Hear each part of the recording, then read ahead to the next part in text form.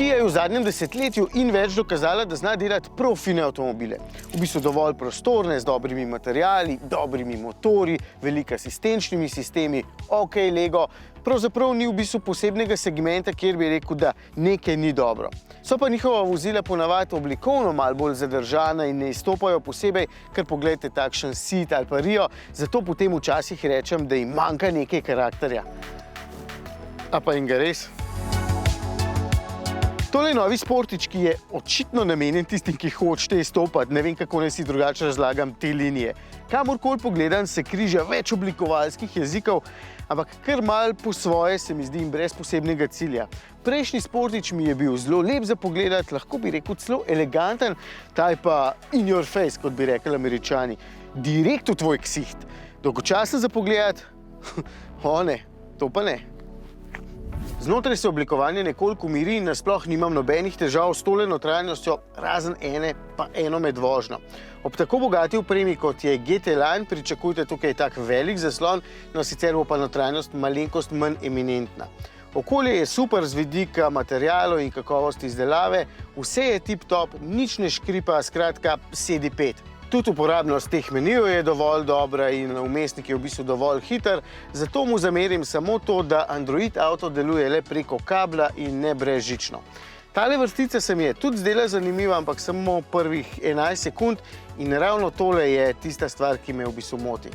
S pritiskom na ti dve stikali dejansko spreminjam funkcije celotne te vrstice in enkrat v bistvu s tem gumbom nastavljam temperaturo, drugič pa glasnost radia. Uporabno v bistvu v smislu, da ni bilo treba zasnovati dodatne vrstice z gumbi, praktično pa ni. Kolikrat se mi je zgodilo, da sem dejansko hotel dati samo radio nekoliko bolj na glas, pa sem s tem spreminjal celotno temperaturo v avtomobilu. Ali pa pritisnil katerokoli od teh 4 bližnjic, ki so itak stalnica in se mi je potem spet spremenila celotna ta vrstica, pa zato niti ne vidim potrebe. Evo, če dam ogrevanje zadnjega stekla, spet vse na klimo. Ne rabam, naj bo na radiju. Kroženje noter. Ne rabam, naj bo na radiju. Prostora je veliko in Sportič s svojimi 4,5 metra dolžine ponudi skoraj 600-litrski prtljažnik, obenem pa veliko prostora tudi tukaj zadaj za potnike. Pa še takole imam USB priključke, da bodo mulci lahko polnili svoje telefone in jih potem bulili med vožnjo, če jih ne znate zanimirati, da bi uživali v pogledu na, v tem primeru gozd, travo pa regrat lučke. Še to, tale predalček je relativno ozek, za kakšno mapo, za kaj več ne. Sicer pa lahko oblačila ali pa vrečke obeste tukajle, kakšen suknič, pa celo tukajle. Kar dobra pogruntavščina.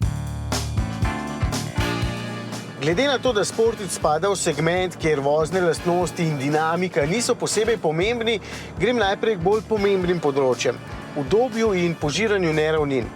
Oboje je v bistvu super. Sportič med vožnjo ni okoren, ne deluje težaško in zapeljati je precej prijeten. Tudi krmiljenje je lepo obteženo in daje zaupanja vreden občutek, pač vse štima. Ni posebej vozniško vključujoč, ne vabi vas k posebni vozniški dinamiki, sicer je pa čisto prijeten.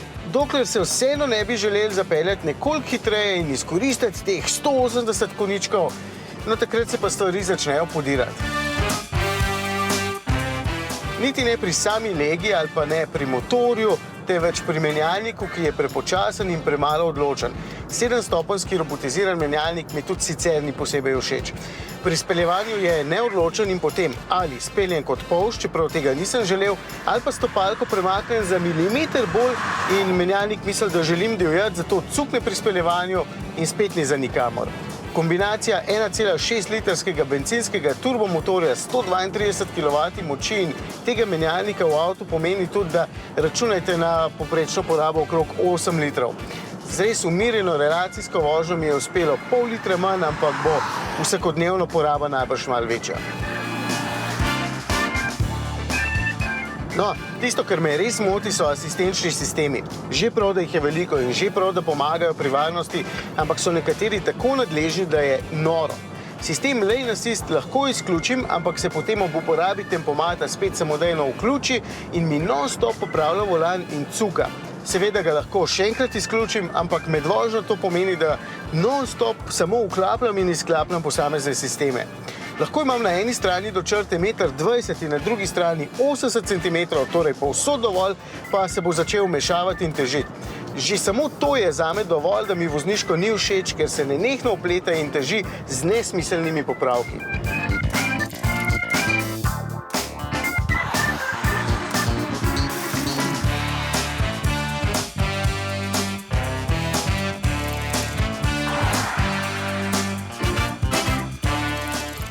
Osnovni Sportič je na voljo že za dobrih 20 €, kar je super cena za tako velik avto. No, takšen 180 konjskim motorjem in najbogatejšim paketom opreme pa v bistvu več kot dvakrat toliko. Oziroma, če se prežvečim čez kino, agresivno cenovno politiko, namesto 43 999 € vas s stalnim in nenehnim realnim popustom stane 40 799 €. Oziroma, s financiranjem samo 36 799 €. Se počutim kot top shop prodaja. Če pokličete v naslednje pol ure, zraven dobite še polšter in set nožev. Skratka, spet ena Kia, ki v bistvu ne morem zameriti. Čisto nič, ker vse štima. Ta je tudi atraktivna za pogled, če vam to paše.